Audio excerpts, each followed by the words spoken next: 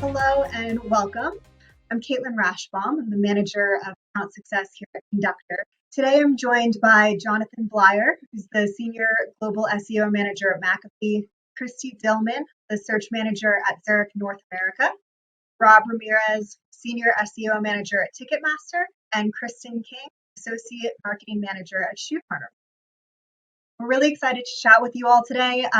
We're here to talk about how to align teams for seamless collaboration and how SEO is really a team sport.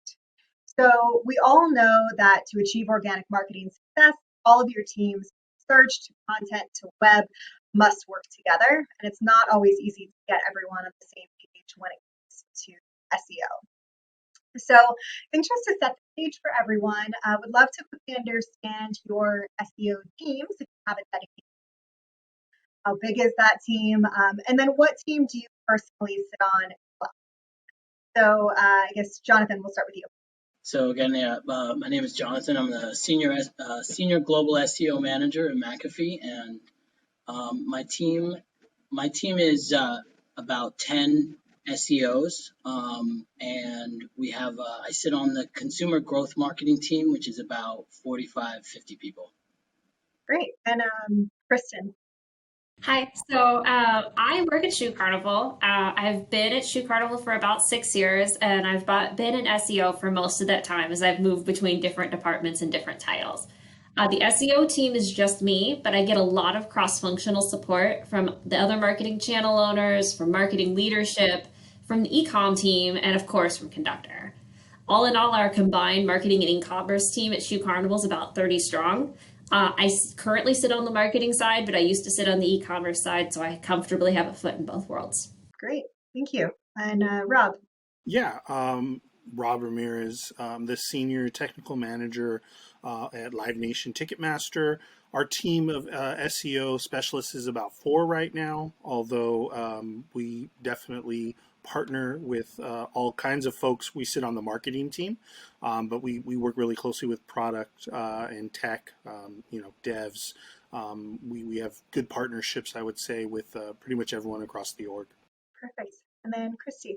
Hey everybody, I'm Kristi Dillman. I work at Zurich North America, and there I am a team of one SEO, but I do work cross-functionally with our external communications teams, which are our writers, as well as our web team, and then I sit on our digital marketing team.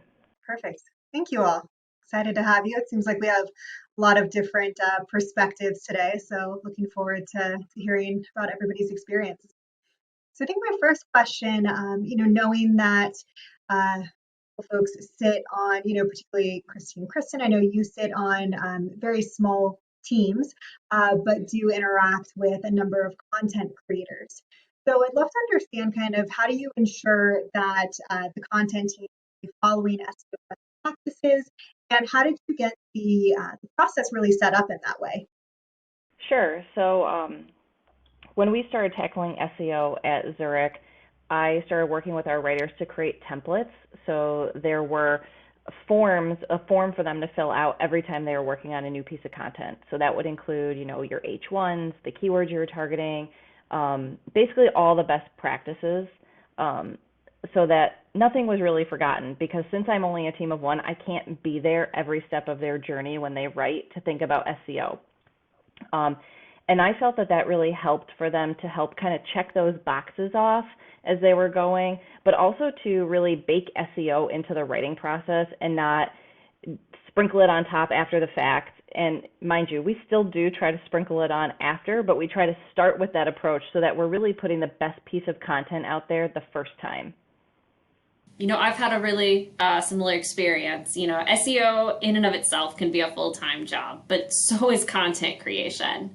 And what's been really helpful with my cross-collaborative relationships is to set the content creators up for success by providing them with research up front, and also to give them access and empowerment to use SEO tools themselves to add on to what you give them at the beginning. Yeah, that's exactly what we do as well at McAfee. We try to empower the copywriters ahead of time with the SEO recommendations from tools like Conductor and that really help us back up our recommendations with data and help the copywriters have that semantically related keywords and titles and descriptions and all the right heading H1 tags, etc., for the page before they start writing. So that's been very helpful for us as well. We do something very similar. We want to make sure that the writers are equipped with everything that they need to write the content that's going to speak to the fan.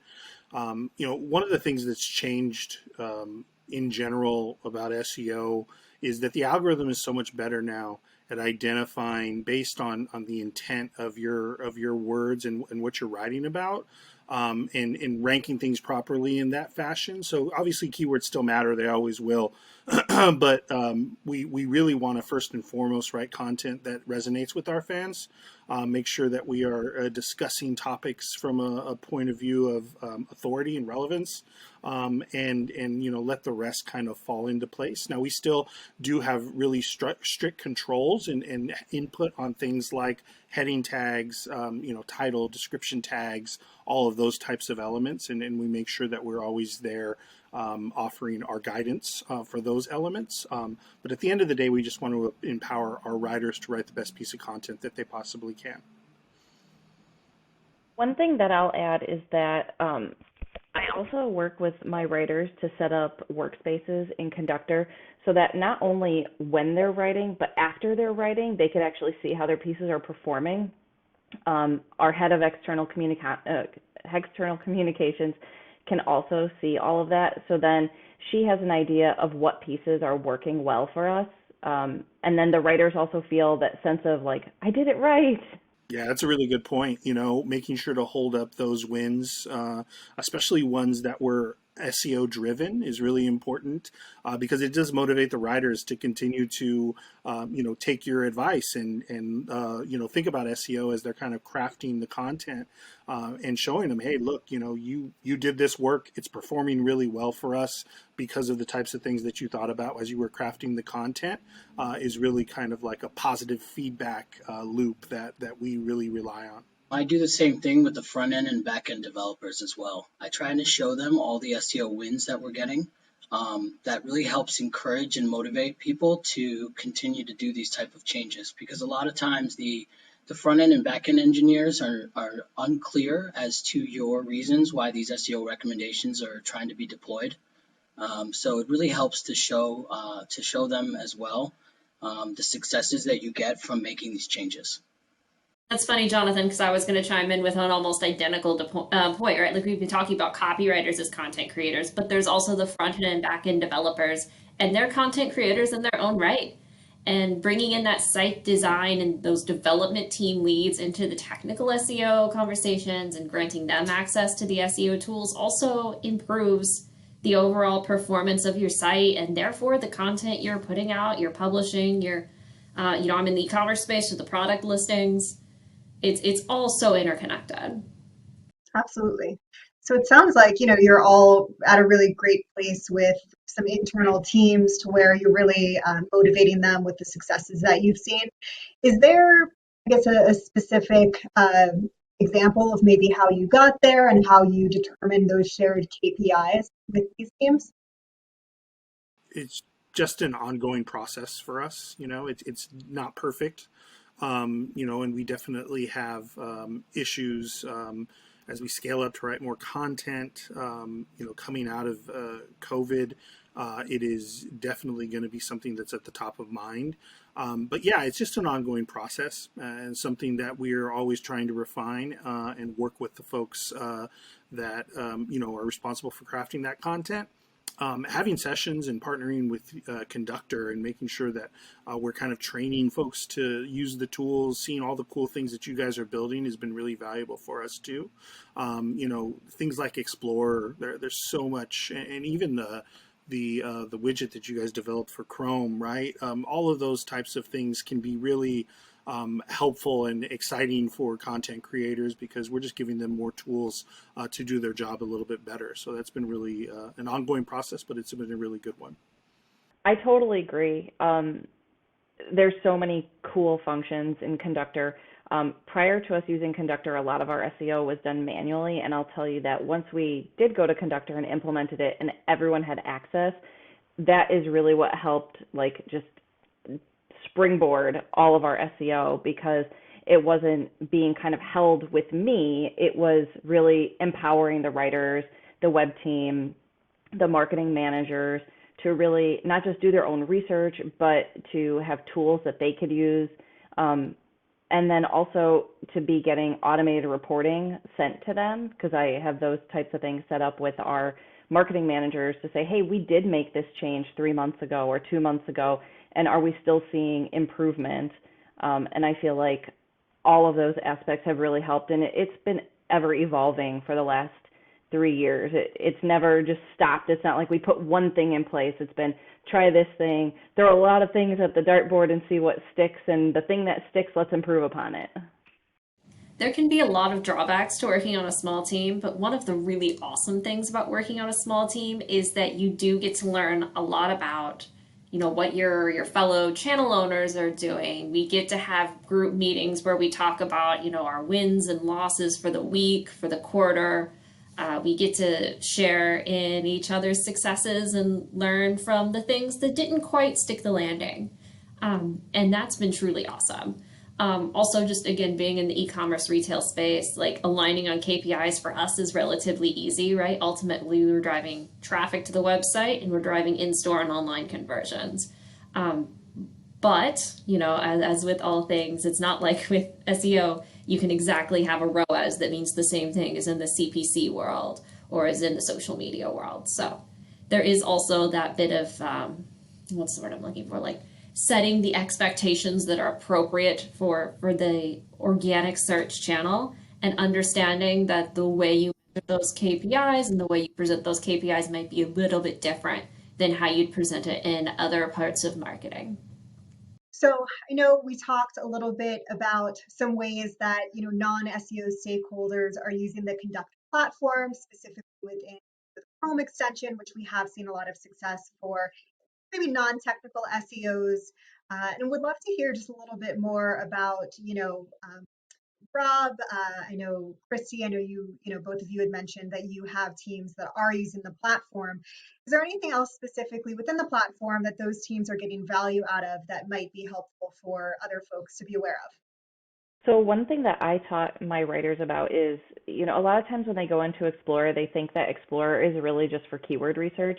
And I've really shown them how that they could also use it for competitive research of putting different domains or different pages into that tool to see, what other type of, like specifically another competitor, what are they writing about? What keywords does their content rank for? To try to help them build sometimes that keyword list if I'm not providing it to them. So they just have some other ideas of maybe something that they weren't really thinking of. Additionally, we use Workspaces. We use Workspaces so much, and just making sure that they have access to data of how their pieces are performing so they can see how it's working. A lot of times I go into their Workspaces and I leave comments, hey, this piece worked really well, or, I think if we took this piece and optimized it around this keyword or added this keyword into a header tag, like it might help. And just kind of having that open communication kind of through the Workspaces. Yeah, I would say also that, some of the features that you guys have added to things like Explorer, like the social sharing and the social data, has been super valuable for writers and for folks that don't have necessarily an SEO background, because it just speaks to, what we all know about, and the types of things that, virality and these types of things that we're really kind of concerned with. And just having that at your fingertips and have it there as you're doing research on a topic is really helpful and able to really speak to the writers that we work with. I like to encourage people to do competitive analysis as well.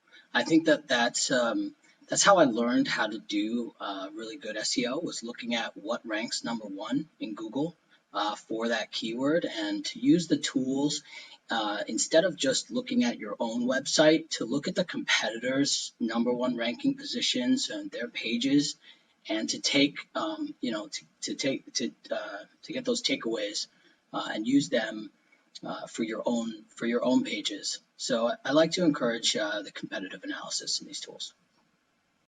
Great.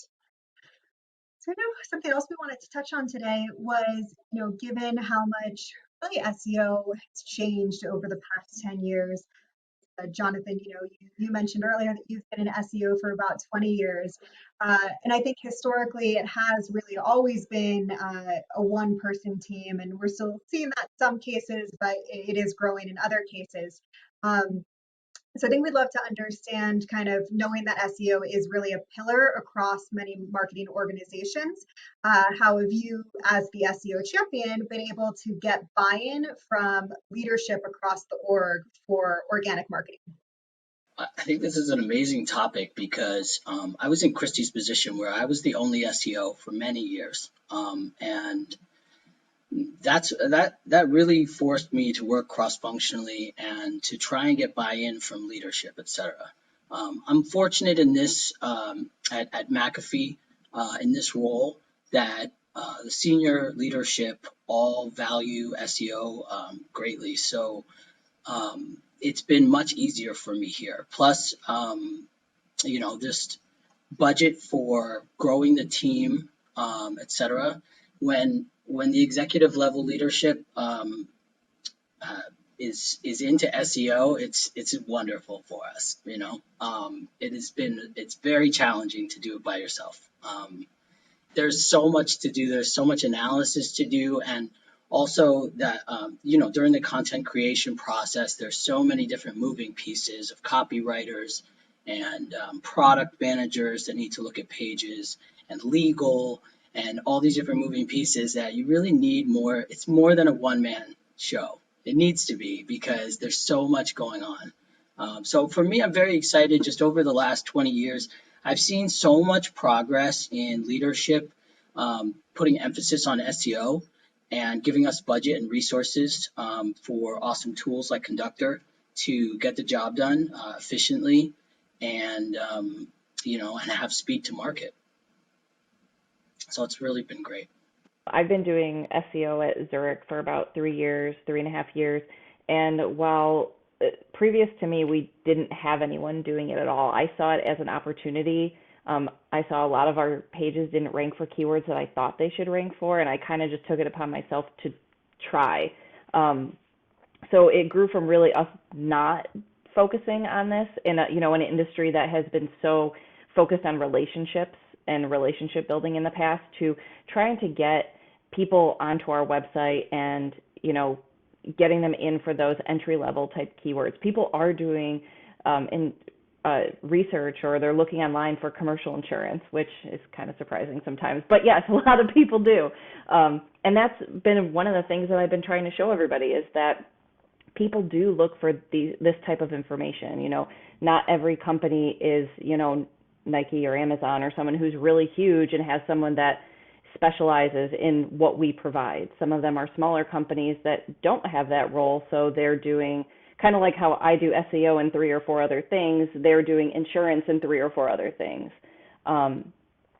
So, while we haven't been able to add more employees or more FTEs that focus on SEO, we've been able to increase our support with Conductor. And, I kind of have someone over in Conductor that could help me and be an extension of me, since I can't add more people. And that's been very helpful. First of all, I think to Jonathan's point, I think senior leadership in general in the industry, there's been a bit of a shift where they do value SEO a little more than they had previously. There's still a lot of mystery around SEO, right? There is kind of like this black box mentality, like they go off and they do their thing and we make more money. But there's a better understanding, I think, of how search works in general, and certainly the revenue that SEO as a channel is able to generate is something that gets everyone's attention. So, what's difficult, I've worked as a team of one myself in the past as well. What's difficult is carving out the time to make sure to celebrate those wins, communicate them, and also frame the opportunity that exists if you did have more resources, right? We get so caught up in just executing and getting through our roadmap items and making sure that, we get done what we say we're going to get done, that we tend not to carve out time to actually, communicate those wins, communicate opportunity. And again, SEO can be such a huge revenue generator when it's invested in, and it's kind of the job of us, to leverage tools like Conductor to help kind of frame what that benefit could potentially be. It's super important. Yeah, and Rob, what a question on that. So how do you typically, I guess, vocalize those wins across the organization?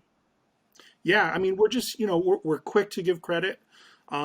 Is one really major thing. Jonathan alluded to it. You want to communicate with those folks that you're teaming up with that implement your changes and show them what the benefit of what it is they worked on is having for the site overall.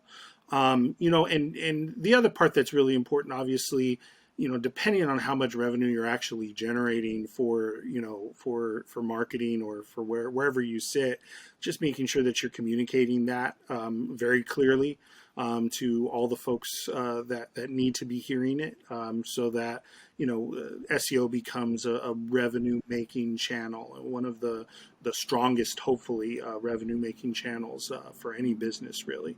My favorite feature in the Conductor platform is the business case tool. That business case tool has helped us get so many projects off the ground because we can start to ballpark something like an ROI. If we do this, we know there's this level of investment getting it off the ground, and here's the range of payoffs we can potentially expect to see if we execute this and get the results we are hoping for. But if you don't have Conductor or an analogous tool, there's other things out there that can help you start to demonstrate the ROI of SEO. I mean, if you're already using Google Analytics or Adobe Omniture, I mean, you should be able to see with relative ease the piece of the pie of revenue or referrals coming in via your website that are attributable to organic search. Or this is always a fun experiment. Get the person you're trying to get the buy-in from, whether it's an executive leader or the head of the marketing team or the e-commerce team. Have them Google something that's don't have them Google something that's directly related to your business, but something that's very close, and then ask them to click on the thing they think is most helpful. 9 times out of 10, they're clicking on an organic link, or if it's e-commerce space, they might click on a paid shopping link. They'll almost never click on a traditional paid search link. And that right there shows you the user behavior that you're there to capture. And this is why I love SEO, right? Ultimately, it is the cheapest and most effective way to market to a potential consumer. She's self-selecting into the audience with her search queries, and there's no CPC. Absolutely. Yeah, I would imagine, Kristen, especially in a space as competitive as Shoe Carnival is in, it's really valuable to see that ROI. So that's great.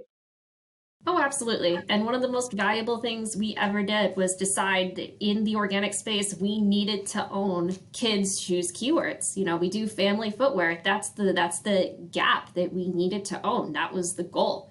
And we've gone aggressively after that for the past several years. And of course, there's ups and downs as algorithms change, as different competitors go in and out of the market. But we're consistently staying in top 3, top 5 positions for the cluster of keywords around kids' shoes we really care about. I think one of the strong points of Conductor is helping us take a global look at traffic as well. We're all interested in, at least at McAfee, we're strongly into the globalization and the localization efforts. And I like to say we do globalization through localization. So I'm focused on having SEO managers in different regions around the world, and to do that kind of an effort, you need tools that can give you global traffic data, so that I can see in which countries that I'm improving in, which countries I'm declining in, and look at the localization efforts in each of those countries to see how I can improve conversion. And so tools like Conductor are necessary for this global kind of view. A lot of the other tools are mostly US or don't have a way to display that kind of data. So I think that's really exciting about the Conductor. Well, thank you all so much. This was an amazing conversation today. I think we, really highlighted that SEO truly is a team sport requiring buy-in of so many different teams and parts of the organization. And thank you again just for your valuable insight and for participating in the panel, as well as just attending C3 in general. We're really excited to see the ongoing success of your SEO programs and your personal success as well. So thank you again.